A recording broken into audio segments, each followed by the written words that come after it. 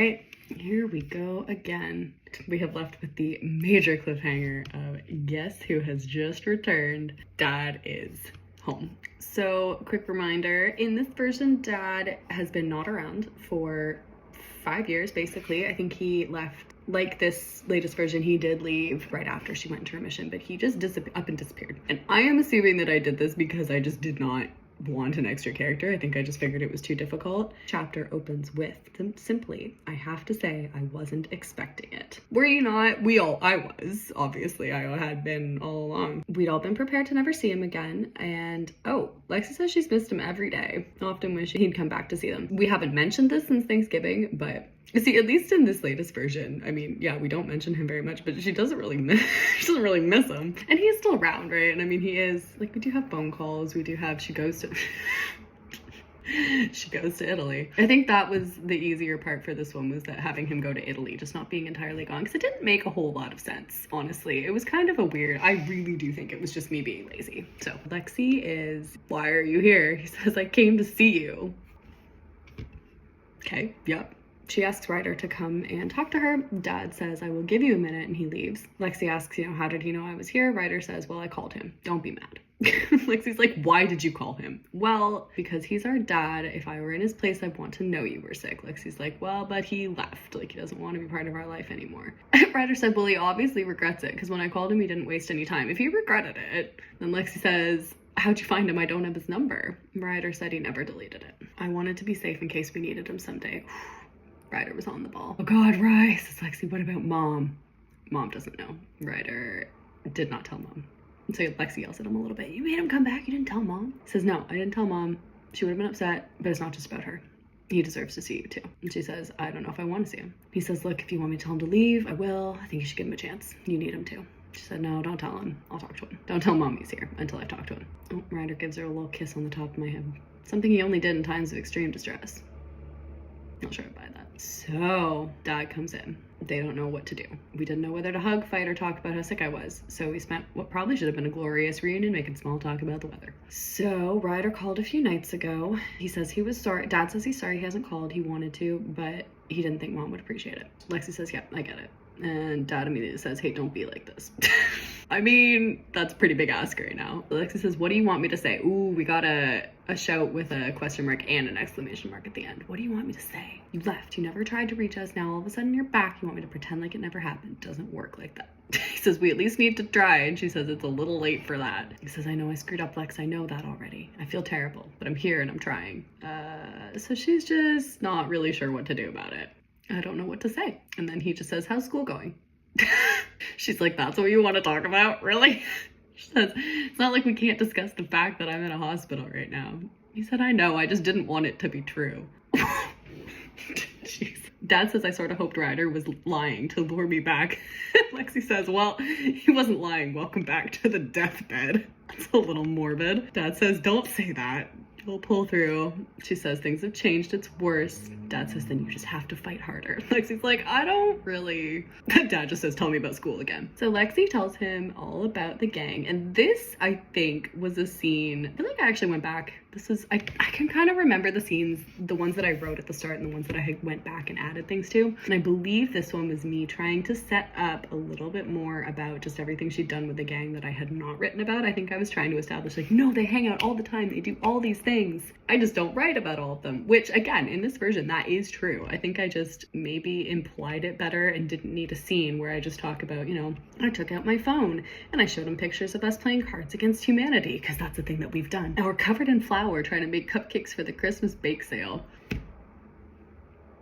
This is also, I believe, around the time that and I'm not gonna lie and say I haven't done any of this for this version, but what I did was I went through and I made a list for the full book, at least for Lexi, Nate, and Sebastian. I'm not sure if I did anybody else, but I basically wrote down every Instagram post that they would have made throughout the entire story. I would write the picture and I would write their caption, and I probably had a dozen Instagram posts for each of these guys. And I think the things that I added into the scene were Instagram pictures that I had done. So I did all of Lexi's, and then I did for all of them the posts. Most of them I think I did the day of, year after, all this stuff of the posts that they made after she died. And I will just admit right now that I did actually write the statement that the band releases after she dies. That is something that exists that I did do in my free time. I think, again, this was at the very beginning. A lot of the sad stuff at the beginning, I was a lot more, you know,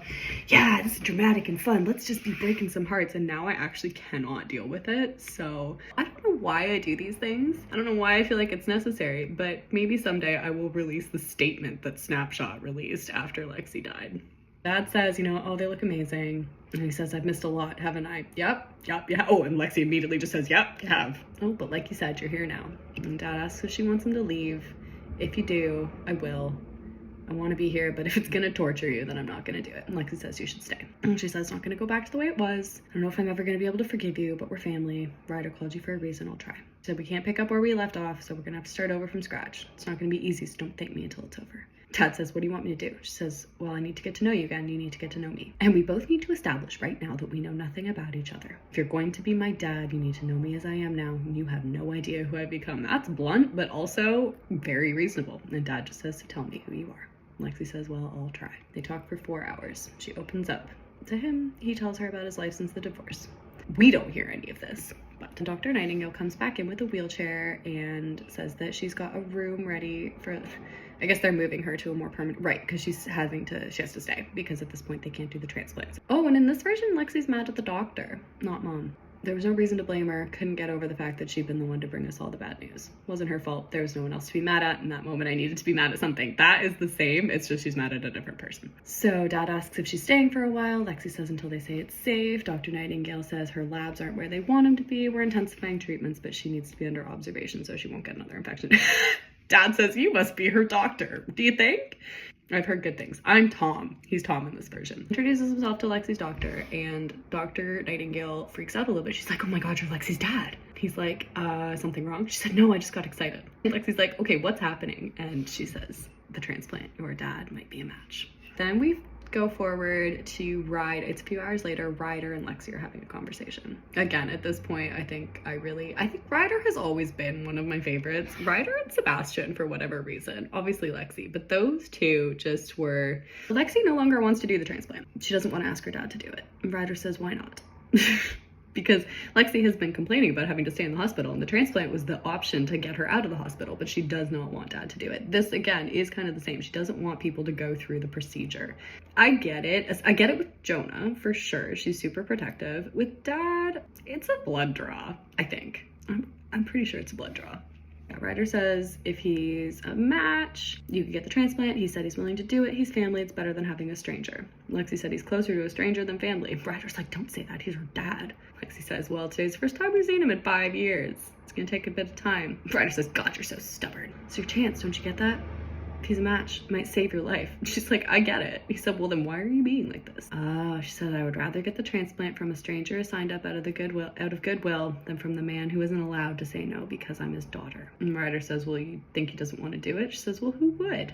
No person would want to do it. He only does because he feels guilty, so I'm giving him an out. Ryder says, well, maybe he doesn't deserve one. He owes you this. Lexi says, no, he can owe me whatever else. This is crazy. And then actually, this is pretty similar because Ryder asks if she would have let him do it if he was a match. He wouldn't have a choice. Would you have said no? And she was like, well, Mom wouldn't have let us say no, but I still wouldn't have asked you. I wouldn't have asked anyone. And Dad shows up in the doorway and says, well, you're not asking. I'm volunteering. And Lexi's like, no, you don't know what the procedure will be like. It's intense and it's painful. Again, I think it's a blood draw. You know, I appreciate you don't want me to be in pain, but I'm your father. Watching you suffer is far more painful than any surgery. This is not surgery. Basically, oh my God, he has a very long I'm not gonna read this monologue because it is quite long, but it basically ends with, you know, I'm still your family. I can't tell you when to go to bed or when your curfew is, and I can't ground you when you talk back, but genetically I'm your family, and damn it, Lexi, that's all that really matters here. True. And the whole, you know, I can't do this, I can't be your father figure, that does kind of come into this new one, especially in the transplant part where he's not pushing her to do the things she needs to do because he doesn't feel like he can. And Dr. Nightingale says he's a match. If you want to do the transplant, we can start prep today. And I could leave, which is interesting because the transplant is what brought her in this latest version. But she says you have to be careful, but you could leave. Lexi says, I still don't like it. Dad says, well, I know, but get over it. And Lexi says, so what do we do now? Dr. Nightingale says, now we get to work. And that is the end of chapter 17. We are kicking off chapter 18, which with This is mom returning a few hours later to the hospital. So Ryder has told her now that dad is there. So mom knows, mom is coming back and she knows that dad will be there. Mom gets there, immediately says, you know, how are you to Lexi? And then eventually kind of says, hi Tom, how are you? He says, I'm well, Melissa. Mom's name didn't change. Has Ryder told you about our situation? She says, he has. We really appreciate you doing this for us. He says, anything I can do to help. Mom goes, well, I think we've got everything else covered. I don't blame her for that. She doesn't want help. She didn't when when Lexi was a kid. Thought that the illness was up to her to fix. Refused to share the burden. Oh, we got another impact statement. After he left, I realized the truth about him. Maybe she didn't ask for help, but he'd never offered either. Until today. Dr. Nightingale said they could take Lexi home in a few days, a few weeks of radiation for prep. That's different. Oh, she does have radiation. I didn't realize that. Okay. Then we'll schedule the transplant. If it goes well, maybe you can go back to school. And then Lexi says, wait, I can't go back before then? Mom says, well, we already talked about this. It's too risky. Lexi says, you know, but I can go home. I thought school was part of the deal. If I get the transplant, take it easy. Mom's like, well, yes, take it easy. School's not taking it easy. So you need to be well rested if you want to get the transplant. I don't think they won't change their minds about it if your condition gets too critical. It doesn't in this one, but sitting around all day is as bad as wasting here. I want to do stuff. I want to hang out with my friends and get good grades. Mom says, well, you're just going to have to wait till you're better. First they need to, oh, bone marrow. Okay, so they're taking bone marrow from dad, which is why I guess she's a little more, I guess because it is a different kind of cancer. I also just didn't do a lot of research for this. I think I did read, like, it can be either, and I think I just chose that with Jonah, a blood draw is just easier. They have to harvest the bone marrow. They need to do prep treatments. It's going to be a couple of weeks. Don't look at me like that, Lexi. I know it's pain. Might save your life. Lexi's like, okay, yeah, fine. You are right. And dad says, okay, I should go. Great to see you again. Mom's like, yeah, you too. Oh, okay. So her friends do come, but it's only Nate, Sebastian, Maya, and Toby. So Adam and Juliet and Reagan have all just disappeared. That maybe was because I didn't think it would be appropriate to have 8 people in the hospital room, but this is just a one-liner, right? So yeah, I don't really know where my mind was at with the infection risk at this point, but well, whatever. Mom takes her sweet time filling out every last line. Again, I think that's same. Outside she goes home. Ryder is waiting for her.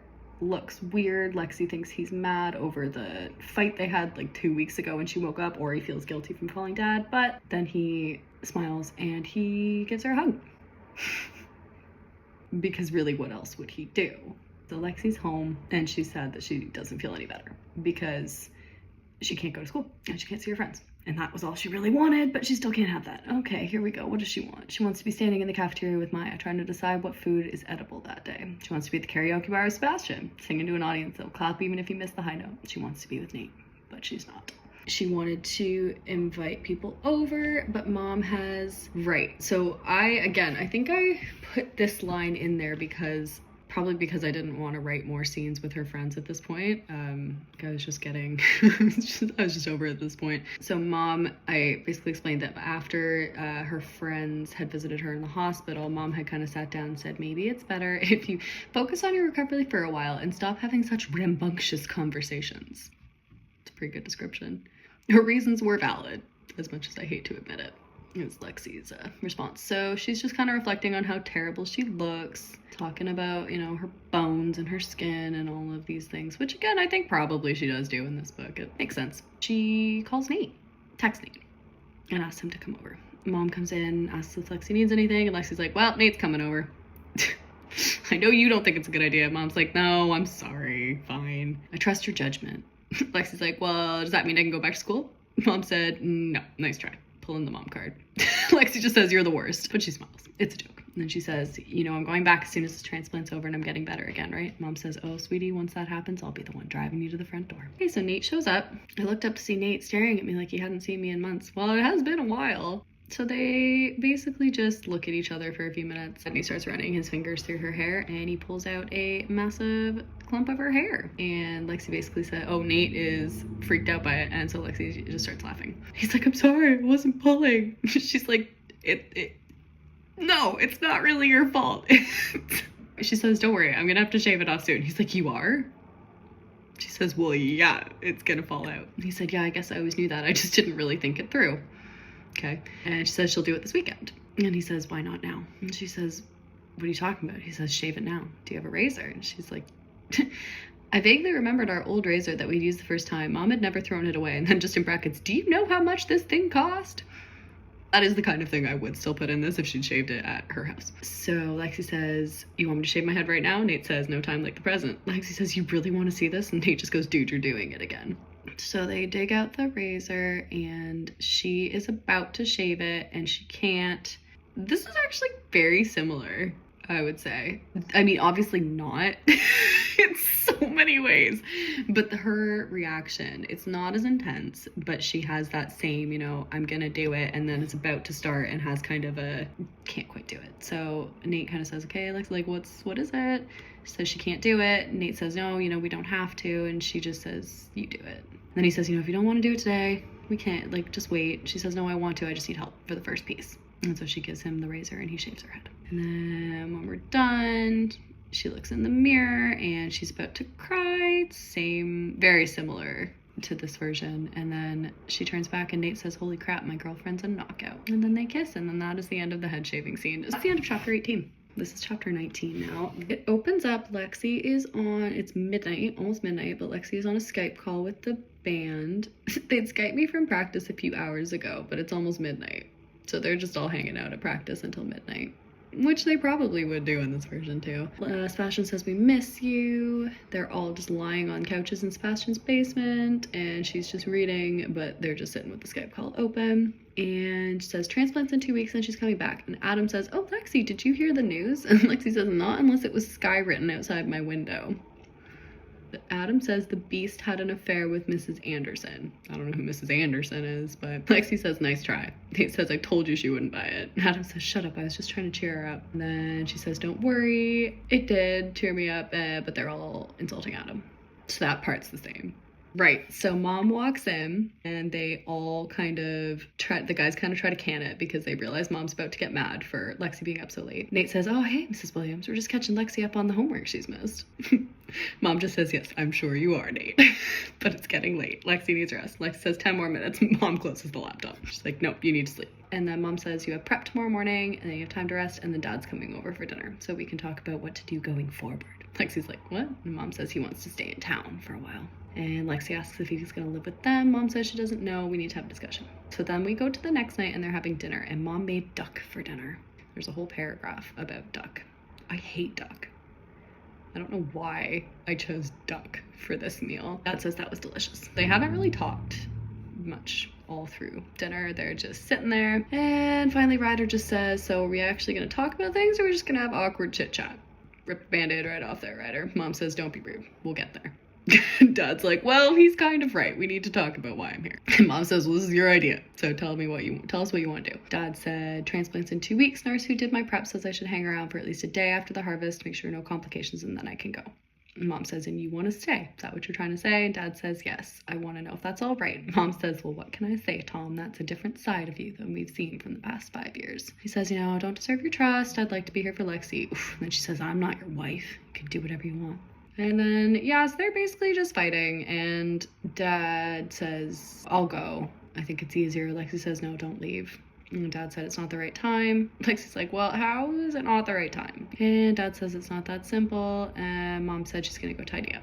And that is it. So now, yeah, it's kind of saying Dad's gonna go after the transplant. So Lexi's mad at Mom for the next couple of weeks. It's miserable. Lexi can't get out of bed. Lots of tension. Ryder's taking care of her all the time. But he's starting to fall behind in school. Again, I don't know what he's doing in school. I'm assuming he's still doing a victory lap.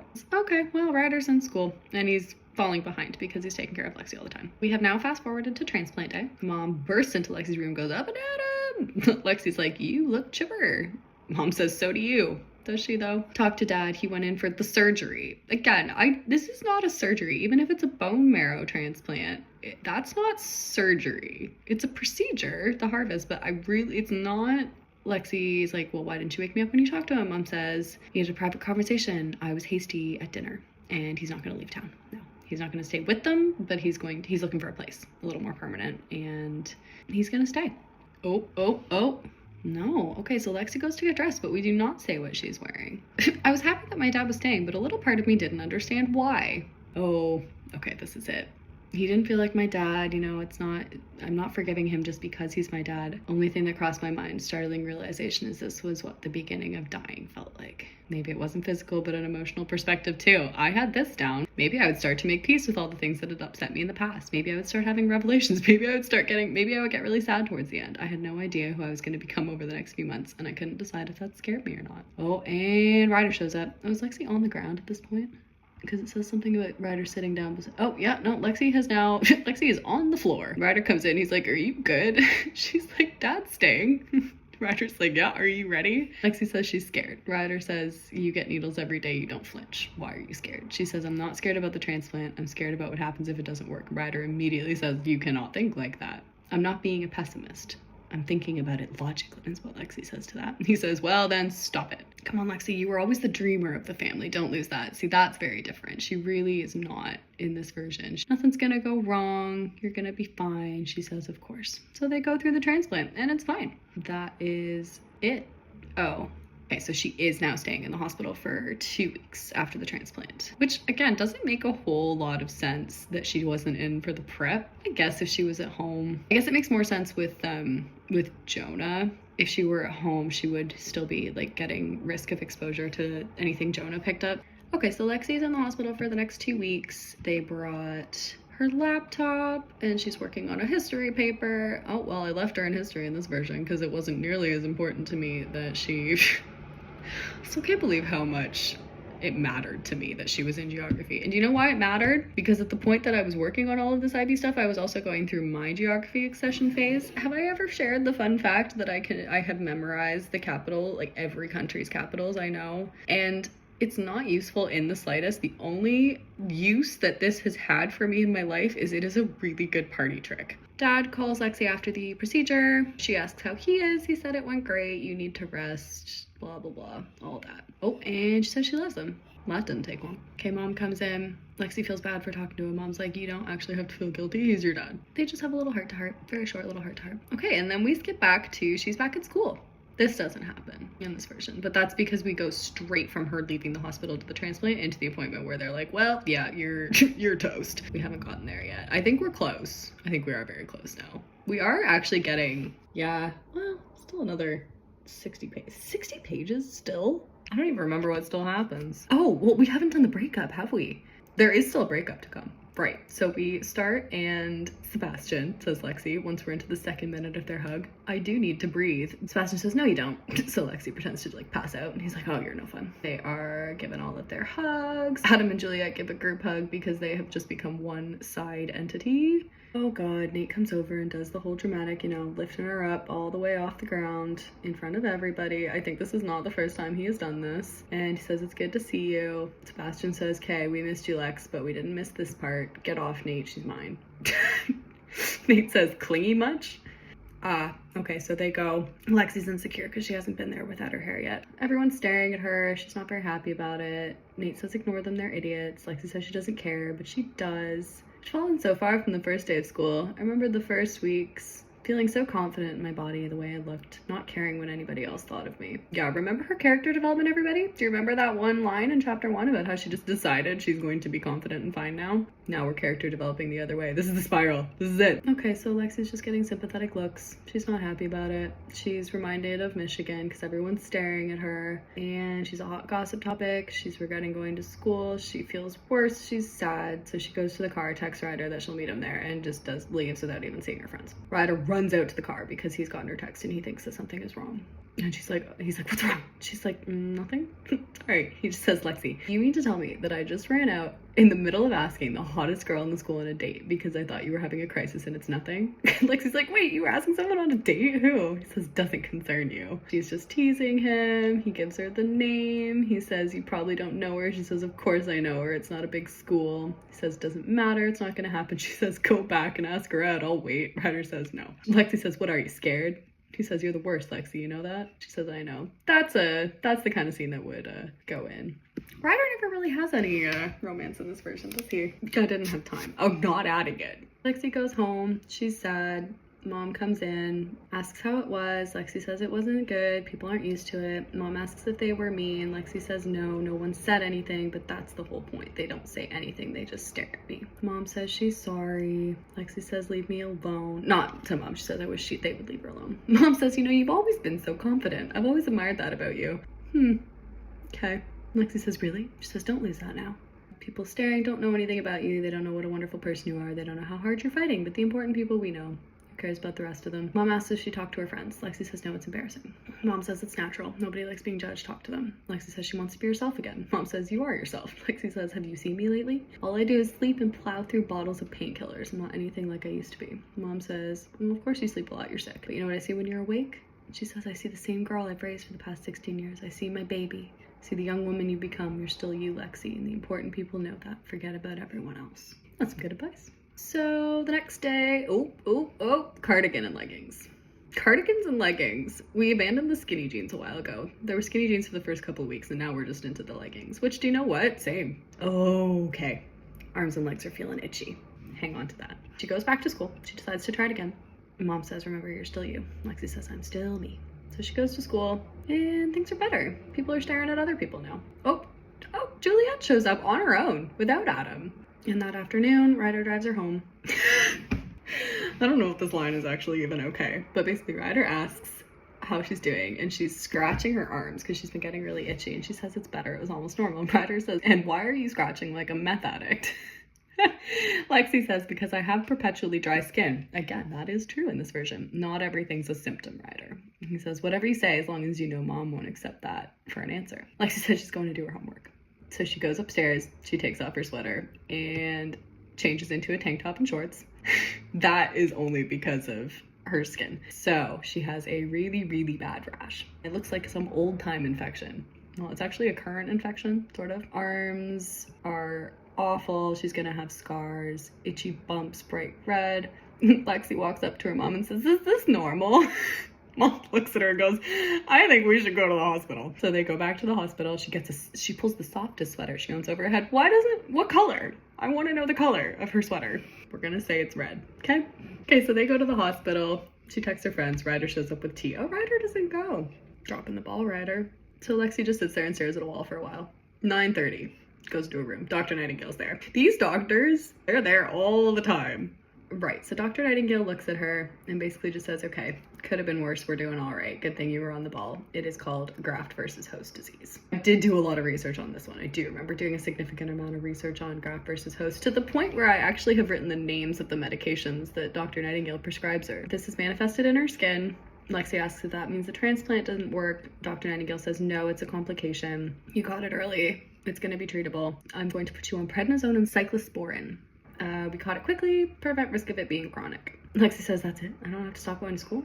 She says, no, just start taking these with your other meds. You did the right thing. It's mild. We'll get it under control. So they have a follow-up appointment. They get new meds. Lexi's really upset because she said it was the easiest, most efficient hospital visit she'd ever had, but it had been a normal day and she still spent her evening in the hospital. And so she just can't forget about this anymore. That is the end of chapter 19. So we have now gotten through the transplant and the graft versus host.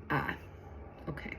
Now we're going back to the bucket list for a little while. So it opens up with she is having to go in for checkups every night for her graft versus host. So they need to make sure it's not getting any worse. So basically she goes to school and then she goes to the hospital, gets a 10-minute check-in, and by the evening she does not have any energy. So she's really just not able to do anything at this point, but she's trying to do her homework still, just to prove that I could. A part of me knew that right now I didn't need to be wasting the tiny bits of energy I had trying to graph polynomials, but everything else was taken from me. I was too stubborn to let go of this too. And now she has had the psychologist Dr. Nightingale decided I needed after the graft versus host scare told me I was in denial. Yep. And she doesn't listen to a word he said because she's in denial. So she finally gets a night off from both therapy and treatment on Wednesday. It just says on Wednesday. I don't even know what time of year this is supposed to be anymore, because this all started on Valentine's Day and it's been like, I think we're getting to the end of the school year. Okay, so she has a night off and she decides to go with her friends. So she goes to see Nate, says she's got the night off, asks if he wants to do something. Nate says, do something with you? Why, I'd be honored. Lexi says, you're an idiot. And he says he would love to steal her away, but she has to go to band practice because he's missed a bunch of rehearsals because he was studying for a biology test. Lexi says, that's cool, I can watch. And Nate says, like, Sebastian's gonna let you get away with that. We'll stop by your house and pick up your guitar. They go to rehearsal and Sebastian gives her a copy of the song, but she is struggling because her hands are not really, like, she's tired, her hands are kind of sore. It's the same kind of thing that she's struggling with in this version. It's just this is the first time she's rehearsed with them for a while, so she's getting upset because she just doesn't feel like, she's really tired, it's just not working, and so she just is getting really sad. And eventually Nate's like, oh, okay, what's wrong? She says it's nothing. He says, you sound fine playing, if that's what you're worried about. Sebastian says, what are the two of you gossiping about over there? If it's dirty, get out. Lexi says it's not dirty, and she says, let's keep going. And Nate says, play something for us. And Lexi's like, what? Why? And Nate says, when I'm having a tough time with a song, I take a break, I play something familiar. Play us something that's second nature. And she says she can barely move her hands anymore, she needs to go home and get some rest. And he says, one song. If it doesn't work, I'll drive you home. Lexi says, what do you want me to play? Nate says, it's up to you, don't think about it, start playing, see what comes out. Okay, again, I've taken up like a page of just writing the lyrics to this song, but the lyrics are in there because the song that she plays is one of mine. And so she sings the whole song for the guys. And after she finishes, Nate basically just says, wow, you thought you couldn't play anymore? So I guess you did it fine. And Sebastian then says, Lexi. And Lexi looks up and says, I know that look. It usually doesn't end well. And Sebastian says, let's record it. Isn't that on your bucket list? Lexi has forgotten about the bucket list. Because you know what? At this point, I think I had forgotten about the bucket list. And Lexi's like, wait, what now? I'm so tired. Sebastian says, no, we need time to learn it. She says, would you really do that? It's not your usual style of music. Sebastian says, well, it's lucky that you're a style of friend. We can switch genres. Nate says, it would be fun. You'd feel like a rock star. Lexi said, it would be kind of cool. Sebastian says, we'll make it the coolest day of your life. Lexi says, that sounds exhausting. I'd settle for kind of cool. Adam says, I don't know about you guys, I'm beat. Want to call it a night? Sebastian says, sit your ass down, Adam. We're just getting started. So Lexi is tired, so she goes home. And Sebastian asks if she can send the sheet music for the song and he can start learning it. And Lexi's like, I don't have sheet music. And Sebastian says, what, you can't write sheet music? Fine. If you insist, I'll do it for you, but you have to buy me coffee and cake. And Lexi says, I know how to write sheet music. I haven't written it yet. Sebastian says, I still want coffee and cake, so this is a good trade. So they decide to go for coffee. So the next morning they go and have coffee and cake for breakfast. She walks downtown because she's feeling good enough for that. Wasn't far. Okay. So they have cake for breakfast. Oh, and they have a little moment where they talk about how they bonded because they were the only two people in the world who preferred vanilla over chocolate. And this again is probably something because I do prefer vanilla over chocolate. Okay, so they make sheet music, they go to school. And Nate finds Lexi at her locker and he is humming her song and she's weirded out by that. Because fair enough, I would be too. Nate comes to see her and he's being kind of weird. And she's like, what are you doing? And he says, will you go on a date with me? Because at this point, I don't think they've actually been on a real date. No, I really don't think they have. I think their first actual date was, that. And then from there, yeah, I don't think they've actually been on a date. So she says, of course I will, you nerd. He says, good, I know the spot. She says, where's that? He says, you'll see. She says, when do you want to go? He says, you'll see. She says, if you weren't being really cute right now, I'd be annoyed. So then we've got another 2 weeks and then she has a night off on treatment and they go for the recording night. And they record the song. There's really not that much to this scene. It just is her saying, we played, it actually sounds really good with the harmonies and with all of them. And they record her song. So we have just finished the end of chapter 20 and chapter 21 is a rather big one in this one. I think, yeah, chapter 21 is quite a big one. So I think we are going to stop there for today.